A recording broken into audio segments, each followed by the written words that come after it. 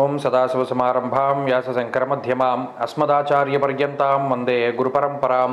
జ్యోతిషశాస్త్రాన్ని భావితరాల వారికి ప్రసాదించిన ఋషుల యొక్క పాదపద్మాలకి నమస్కారం చేసుకుంటూ, అలాగే నాకు ఈ జ్యోతిష విద్యని నేర్పిన గురువర్యులు జ్యోతిష బ్రహ్మ కీర్తిశేషులు శ్రీ ఈరంకి సూర్యనారాయణమూర్తి గారు, సూర్యశ్రీ దైవజ్ఞ గారి యొక్క పాదపద్మాలకి నమస్కారం చేసుకుంటూ, ఓం శ్రీ మహాగణాధిపతి నమః, శ్రీ గురుభ్యో నమః, హరి ఓం.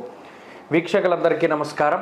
జూన్ నెల 23వ తారీఖు లగాయితూ 29వ తారీఖు శనివారం వరకు ఉండేటువంటి గ్రహగతుల ఆధారంగా ద్వాదశ రాశుల వారికి ఈ వారం ఏ విధమైనటువంటి శుభాశుభ ఫలితాలు కలగబోతూ ఉన్నాయో ఈ కార్యక్రమం ద్వారా తెలుసుకుందాం. అందులో భాగంగా ఈ వారం ఉండేటువంటి గ్రహగతులను గమనిద్దాం.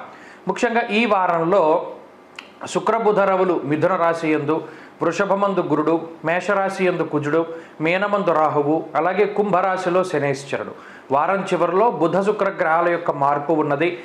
కేతువు కన్యారాశిలో సంచారం చేస్తూ ఉండగా చంద్రుడు ధనస్సు మకర కుంభాల యందు సంచారం చేస్తూ ఉన్నారు. ఇటువంటి పరిస్థితుల్లో ద్వాదశ రాశులకు ఏ విధమైనటువంటి ఫలితాలు కలగబోతున్నా తెలుసుకుందాం. అందులో భాగంగా ధనురాశి వారికి ఈ వారం సాధారణమైనటువంటి గ్రహస్థితి ఉన్నది.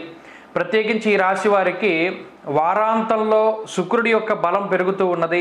వారం ప్రారంభంలో చంద్రుని యొక్క బలం ఉన్నది, శనేశ్వరుని యొక్క బలం ఉన్నది. అలాగే పంచమ స్థానమందు కుజుడు, చతుర్థ స్థానమందు రాహువు కొంత ఇబ్బందికరంగా ఉన్నారు.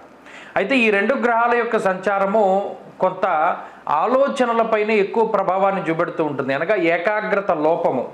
ఏదైనా ఒక పని చేసేటప్పుడు ఆ పని మీద దృష్టి పెట్టలేకపోతారు.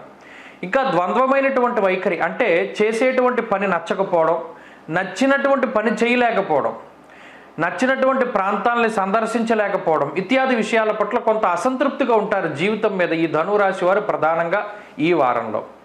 సప్తమ స్థానంలో రవి కానీ, శుక్రుడు కానీ, బుధుడు కానీ సంచరిస్తూ ఉండడం వల్ల ఆ గ్రహ సంచారం జన్మరాశి అయినటువంటి ఈ రాశి మీద ఎక్కువగా ఉండడం వల్ల కొంత అసంబద్ధమైనటువంటి నిర్ణయాలు, సంబంధం ఉండదు. అసలు ఈ సమయంలో ఈ నిర్ణయం ఎందుకు తీసుకున్నారో తెలీదు.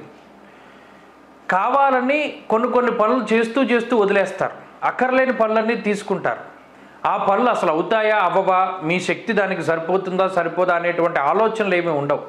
అనాలోచితమైనటువంటి చర్యలు ఎక్కువగా ఉంటాయి. దీన్ని బట్టి కుటుంబ సభ్యులు కూడా కొంత వాళ్ళ యొక్క సలహాలు ఇస్తూ ఉంటారు.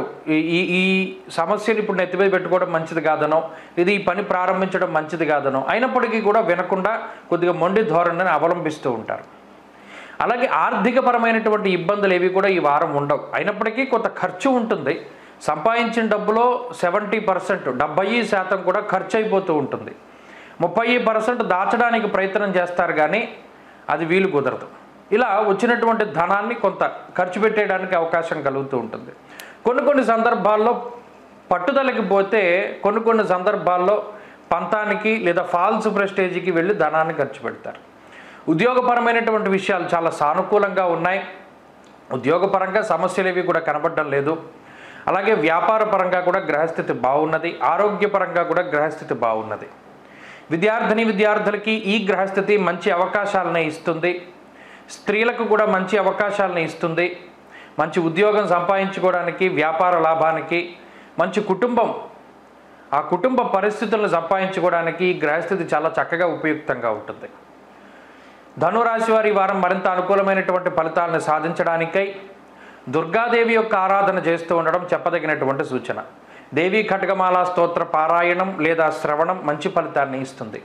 ఈ వారంలో కలిసి వచ్చేటువంటి రోజు మంగళవారంగా చెప్పవచ్చును. అదృష్ట సంఖ్య 2, అదృష్ట వర్ణము నీలము. తదుపరి మకర రాశి.